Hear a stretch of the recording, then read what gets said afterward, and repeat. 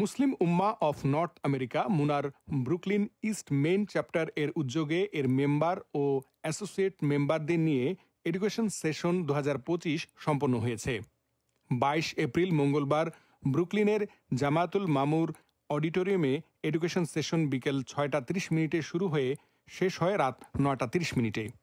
চ্যাপ্টারের সভাপতি মাওলানা মুতাসিম বিল্লার পরিচালনায় শুরুতে পবিত্র কোরআন থেকে মুমিনদের কি কি গুণাবলী অর্জন করা দরকার সেই বিষয়ের উপর কোরআনের দিক নির্দেশনার উপর আলোকপাত করেন মুনার national social director Maulana Shafayet Hossain শাফা।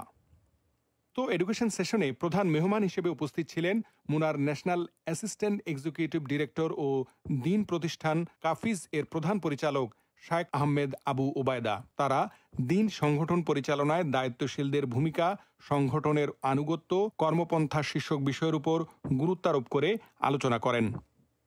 এছাড়া আরও বক্তব্য রাখেন মুনা নিউ ইয়র্ক সাউথ জোনের education director Mohammad Belal Uddin. Social বিষয়ে দিক নির্দেশনা পেশ করেন ডক্টর জাহাঙ্গীর কবির। কালচারাল বিষয়ে তুলে ধরেন Salauddin Rasel. Mohammad Shamim, MCTV US, New York.